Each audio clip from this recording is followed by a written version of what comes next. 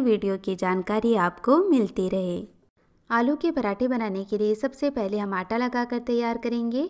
तो इसके लिए एक मिक्सिंग बोल के अंदर लेंगे 2 कप गेहूं का आटा और इसमें डालेंगे आधा छोटा चम्मच नमक।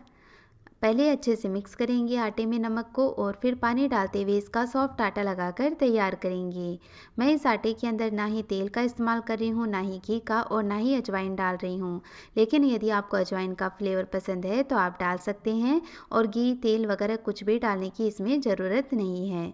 बस सॉफ्ट आटा लगाकर तैयार करें ताकि जब हम स्टफिंग पराठे में भरें तो पराठे फटे नहीं। तो आप देख सकते हैं बढ़िया सॉफ्ट आटा लगकर तैयार है। अब इसे हम रेस्टिंग टाइम देंगे। तो आटे को 5 से 10 मिनट कवर करके रख देते हैं, तब तक हम स्टफिंग तैयार कर लेते हैं। तो इसके लिए एक कढ़ाई के अंदर 1 से 2 चम्मच तेल गरम करेंगे।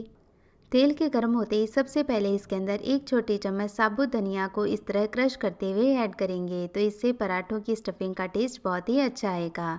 साथ ही 1 छोटी चम्मच जीरा ऐड करके दोनों चीज़ों को अच्छा क्रिस्पी होने तक पका लेते हैं।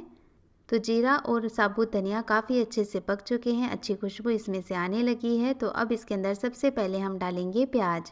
यदि आप प्याज नहीं खाते हैं तो प्याज को स्किप कर सकते हैं। मैंने एक मीडियम साइज का थोड़ा मोटा कटा हुआ ही प्याज लिया है। साथ ही ली है 1 से 2 बारीक कटी हुई हरी मिर्च और 1 बड़ी चम्मच लेंगे अदरक और लहसुन। तो फ्रेश अदरक लहसुन को इस तरह मैंने क्रश करके ले लिया है।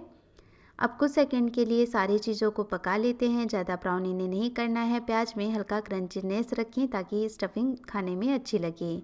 अब गैस का फ्लेम ऑफ करके इसमें कुछ सूखे पाउडर मसाले डालेंगे, जिसमें लेंगे 1.5 छोटा चम्मच धनिया पाउडर, 1/4 छोटा चम्मच हल्दी पाउडर, 1 छोटी चम्मच लाल मिर्च का पाउडर, 1 छोटी चम्मच अमचूर का पाउडर। और बस अब मसालों को हम कुछ सेकंड के लिए पका लेते हैं।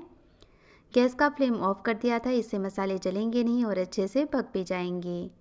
तो ये मसाले काफ़ी अच्छे से पक गए हैं। तो अब लेंगे उबले हुए आलू। तो मैंने 6 मीडियम साइज़ के उबले हुए आलू लिए हैं। आलूओं को अच्छे से उबालना है, इनमें कच्चापन नहीं रहना चाहिए। अच्छे सॉफ्ट उबले हुए आलू हमें चाहिए। तो अब एक एक करके आलू हम इसमें डालेंगे और एक मैशर की सहायता से ऐसे मैश कर लेंगे। आप चाहें तो कद्दूकस की सहायता से आलू को कद्दूकस करके भी ले सकते हैं।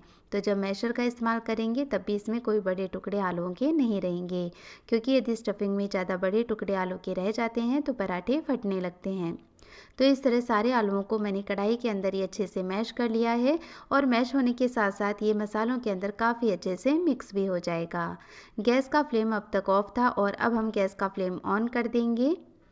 अब इस स्टफिंग को हम आधा 1 मिनट और पका लेते हैं। इसके साथ ही हम इसमें स्वाद के अनुसार नमक और आधा छोटा चम्मच गरम मसाला भी ऐड कर लेंगे। तो ये भी साथ में ही मिक्स हो जाएंगे। तो दोबारा से हम मैशर से ही इसे मिक्स और मैश करते जाएंगे। तो ये हमारी बढ़िया स्टफिंग बनकर तैयार है। गैस का फ्लेम ऑफ कर देंगे और लास्ट में डालेंगे इसमें कुछ बारीक कटी हुई धनिया की पत्ती।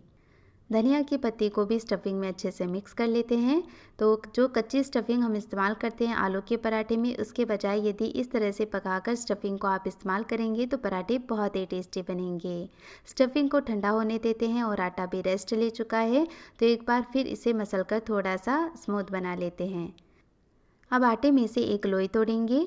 तो नींबू से थोड़ी सी बड़ी साइज़ की लोई हमें तैयार करनी है, क्योंकि हमें इसमें स्टफिंग भी भरनी है। तो ज़्यादा छोटी लोई लेंगे तो फिर पराठों में स्टफिंग ज़्यादा नहीं भरी जा सकती। अब इस लोई को सूखे आटे में डस्ट कर लिया है और इसके जो किनारे हैं वो हमें पतले रखने हैं, बीच में मोटा रखना है। तो हमें तिरछा बेलन चलाते हुए इसके किनारों पर ज़्यादा प्रेस करना है और सेंटर में कम करना है। तो इसे जो किनारे हैं वो पतले हो जाएंगे, सेंटर में ये थोड़ा मोटा रह जाएगा। तो इस तरह से मैंने इसे बेल लिया है पूड़ी की साइज का और अब हम इसमें स्टफिंग भरेंगे। तो अच्छे से स्टफिंग भरकर तैयार करनी है, क्योंकि स्टफिंग जब खूब सारी हो पराठों में तो खाने में अच्छे लगते हैं पराठे। अब इसके किनारों पर इस तरह से सलवटें डालते हुए इसे ऊपर की ओर ले आएंगे।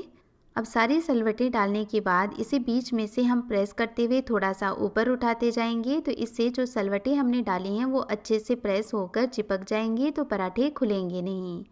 तो इस तरह पहले हम ऊपर की ओर ले आए और अब हम क्या करेंगे, धीरे धीरे प्रेस करते हुए इसी को नीचे की ओर ले जाते जाएंगे। इस तरीके से जब हम पराठे भरते हैं तो बहुत ही आसानी से भरे जाते हैं और पराठे की शेप भी एकदम गोल आती है। एक्स्ट्रा पोर्शन को हम हटा देते हैं क्योंकि यदि बीच में आटा ज़्यादा रह जाता है तो फिर पराठा खाने में अच्छा नहीं लगता है। देखिए कितनी गोल लोई बनकर तैयार हुई है और अब हम इसे हल्के हाथों से प्रेस करते हुए ही बड़ा कर लेंगे क्योंकि आटा सॉफ्ट होता है तो बहुत ही आसानी से ये फैलने लगता है। तो थोड़ा सा बीच में मैंने सूखा आटा इस पर डस्ट कर लिया है ताकि इजीली हम इसे फैला पाएँ। देखिए कितना गोल गोल पराठा बनकर तैयार हो रहा है और ना ही इसमें से स्टफिंग बाहर निकल रही है। हाथों से ही मैंने इसे अच्छे से फैला लिया है और लास्ट में टचअप दे देते हैं बेलन के साथ। तो थोड़ा सा बेलन इस पर चला दें तो पराठा है वो एकदम इक्वल हो जाएगा। तो आप देख सकते हैं स्टफिंग कहीं से भी बाहर नहीं निकली है और बहुत ही सुंदर गोल पराठा बनकर तैयार हुआ है।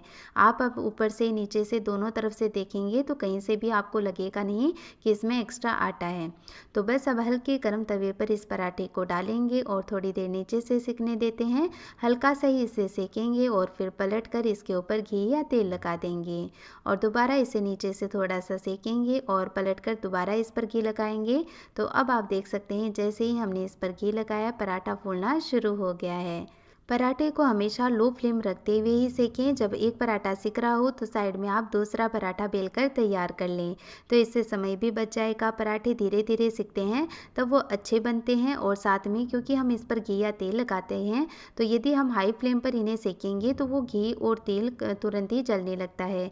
इससे पराठे का टेस्ट भी खराब हो जाता है। और ये देखिए मैंने पराठे को अलटते पलटते हुए लो फ्लेम पर सेक लिया है तो कितने बढ़िया से ये सिक चुका है और बहुत ही सुंदर लग रहा है।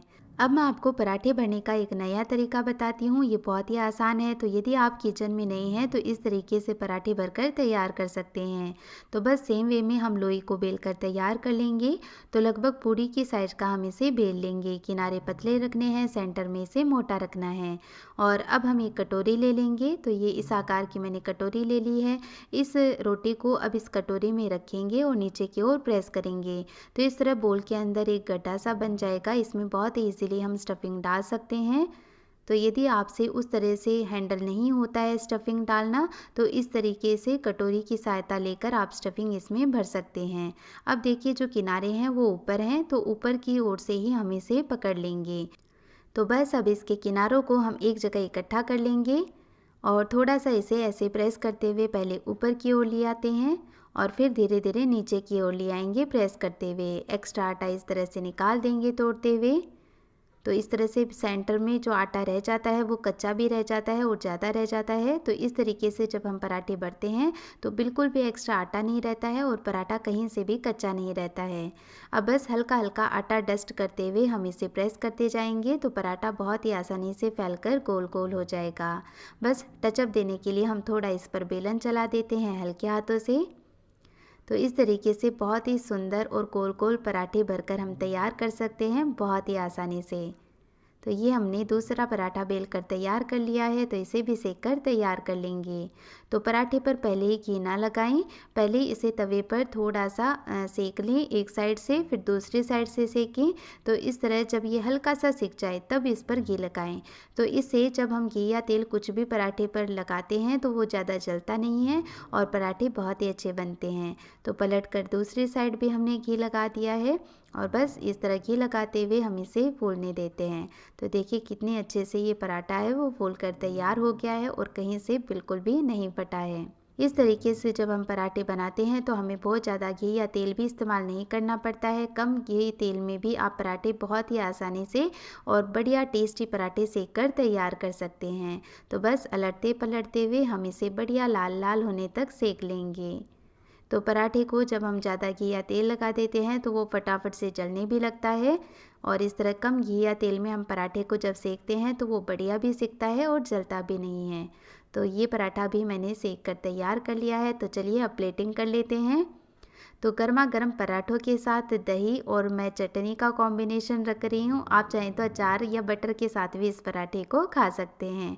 और ये देखिए पराठे की स्टफिंग कितनी अच्छे से स्टफिंग इसमें फैल चुकी है। कहीं से भी जो पराठा है वो ज़्यादा मोटा नहीं है, स्टफिंग भी बहुत अच्छे से फैली हुई है।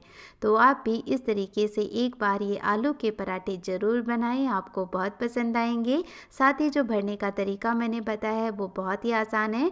तो यदि आप किचन में नहीं नए हैं तो बहुत ही इजीली इस तरीके से पराठे भरकर तैयार कर सकते हैं। तो आप भी सर्दियों में ये टेस्टी टेस्टी पराठे बनाएं और इंजॉय करें।